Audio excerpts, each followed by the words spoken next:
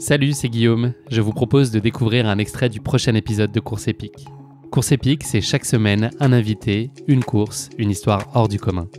Je vous donne rendez-vous tous les mercredis pour découvrir un nouvel épisode et vivre une grande et belle histoire de course. Mais avant ça, place à un extrait de notre prochain épisode. Tu dévores donc le bouquin en une nuit. Il se passe quoi le lendemain ? Par quoi on commence quand on se dit qu'on a envie de tangibiliser un peu ce rêve et cette idée ? Quelle est la première action ensuite pour se dire je vais tendre vers ça, ou peut-être que moi aussi je peux vivre ce type de défi ? Comment s'oriente ta réflexion qui mène à l'action très vite ? La première chose à faire quand on a une réflexion comme ça, parce que c'est très humain et l'être humain a besoin de ça, on a besoin d'échanger, eh bien c'est de le partager. C'est de confronter ses idées, son opinion à une personne. Pour moi, la personne la plus importante, c'était ma maman, et elle était en bas. Donc je suis descendu et j'ai été la voir tout de suite et je lui ai dit « J'ai une idée, je vais traverser un pays en courant ». Donc t'imagines 7h du matin, avec le café tranquillement, elle te regarde, fait « Ouais ». Si c'est Luxembourg, ça va. Ouais, c'est ça. Bois déjà le café, on verra plus tard. Et je fais OK. Et en fait, je me suis dit, je vais garder cette petite idée en tête, puis on verra par la suite. Je suis retourné à Thoiry, là où je travaillais en tant que maître d'hôtel. Et là, tu te poses toutes les questions du monde. Tu fais OK, c'est cool, tu as posé ça sur le papier, je vais traverser un pays en courant. On fait quoi ? On fait comment ? Et en fait, maintenant, ça me paraît tellement simple de le poser sur un papier. Le qui, quand, pourquoi, comment, enfin, c'est des choses basiques maintenant. Mais quand j'avais 26 ans, ces questions-là, mais c'était catastrophique. Je ne savais pas monter un projet, mais j'étais maître d'hôtel, je portais des assiettes, j'allais vendre des accords mets vins à mes clients, je leur expliquais pourquoi prendre ce fromage avec ce vin, et c'est tout. Et du coup, tu te dis, c'est quand même particulier, tu vois, de passer de l'un à l'autre. Et donc, il a fallu se poser, réfléchir, comment on monte un dossier de présentation, comment est-ce qu'on fait ça. Et quand je repense à tout ce que j'ai fait pour monter le projet de l'Australie, des fois, je me demande encore comment est-ce que j'ai réussi à le faire. Comment est-ce que j'ai réussi à partir en Australie alors que c'était monté n'importe comment. J'étais complètement novice dans le domaine, donc j'ai fait un peu à ma sauce. Tu vois, même démarcher des partenaires. Je ne savais pas le faire, mais eux ne le savaient pas le recevoir non plus. C'était pas des choses qui étaient communes d'aller démarcher des entreprises pour leur dire on a besoin d'argent. La plupart des personnes que j'allais solliciter te regardaient avec des yeux genre mais vous voulez quoi en fait ? En fait j'ai besoin d'un peu d'argent, mais on fait pas ça nous. Ouais. Et en fait ils étaient complètement interloqués de se dire le mec il va traverser l'Australie en courant tout seul, sans assistance, et vous voulez que nous on aide ça. Mais si vous voulez vous payer un enterrement digne de ce nom, vous nous le dites, on fera autrement.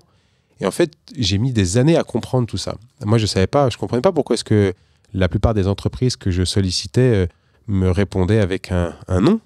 Je dis, mais pourtant, je vais le faire. Et moi, j'étais tellement persuadé de ce que j'avais envie de faire que je ne comprenais pas leur réaction. Et convaincu que tu pouvais y arriver déjà ? Exactement, ouais. Moi, je savais pas si j'allais y arriver, mais en tout cas, j'allais tout mettre en œuvre pour le faire. Et les entreprises que je sollicitais, pour elles, c'était juste du suicide. Et en y réfléchissant, oui, ça pouvait poser derrière part de risque. Poser derrière un bureau, tu es en train de travailler tranquillement, et tu en as un qui arrive, un minot de 26 ans, avec un petit dossier bourré de fautes, avec une mauvaise présentation à la PowerPoint. Tu le regardes, il te dit, va traverser l'Australie en courant, tu fais, OK. Allez voir le secrétariat Sécurité. à côté. Voilà, vite, sortez-moi cette personne là. J'ai l'impression qu'il va faire quelque chose de bizarre. La gestion de la peur, comment ça se passe ? Est-ce que c'est un moteur pour toi, ou est-ce qu'il faut l'évacuer parce que ça peut être un frein et ça peut t'empêcher de partir et de faire les choses ? Comment est-ce que tu gères ça ? Mais il faut la doser en tout cas. Elle est très importante, elle est nécessaire, elle doit être là. Si elle n'est pas là, en fait, t'es mort. Donc la peur est omniprésente et elle m'a toujours aidé dans mes choix.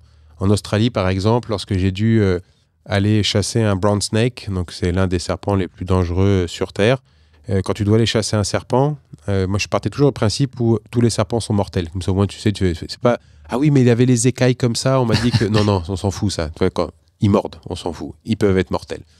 Mais là, entre le voir sur un papier, tu sais, « Ok, c'est comme ça, j'ai compris le truc. » Et le voir en vrai et qui bouge, et tu te dis « Il faut que je l'attrape pour le manger. » C'est pas la même chose. Et en fait, la peur t'envahit.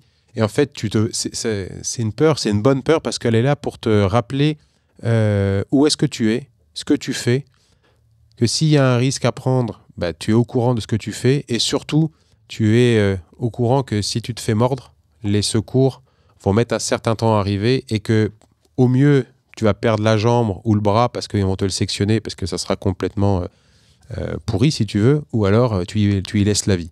Donc la peur est là et elle est présente et on en a besoin pour justement se poser les bonnes questions. Sur le Mékong, elle m'a beaucoup aidé sur des prises de décision, sur des gros passages de rivière où c'était très encaissé avec des rouleaux énormissimes et des vagues qui faisaient 2-3 mètres de haut, où tu t'arrêtes avant et tu dis, bon, si je vais à gauche et que je fais ça, potentiellement il peut se passer ça, ça. Si je vais au milieu, il peut se passer ça ou ça. Ici, pareil. Et en fait, tu prends conscience de tout ça. Et ça te donne, entre guillemets, une fourchette d'options de ce que tu peux être capable de faire ou non. Est-ce que tu crois qu'aujourd'hui, tout le monde peut être aventurier à son échelle? Bien sûr, à chacun son Everest. Et il n'y a pas besoin de faire la plus belle montagne du monde et la plus haute montagne du monde sans oxygène, en short, pieds nus. On s'en fout. On s'en fout royalement. Ce que je dirais aux gens, principalement, c'est, surtout à l'heure actuelle où on travaille avec les réseaux sociaux, où on veut faire du buzz. La surenchère, toujours. Je fais, arrêtez, ça sert à rien. Faites pas uniquement de la forme pour dire, regardez ce que je fais, on s'en branle. Faites du fond. Faites des choses qui ont du sens. Ça sert à rien de vouloir faire le truc le plus ouf et de dire, j'ai battu machin, j'ai traversé le truc le plus vite possible. Ça sert à... Enfin, en tout cas, faites-le pour vous, en tout cas, déjà dans un premier temps. En tout cas, ça, c'est mon point de vue. Faites des choses avec du fond qui donnent du sens. Ça, c'est important.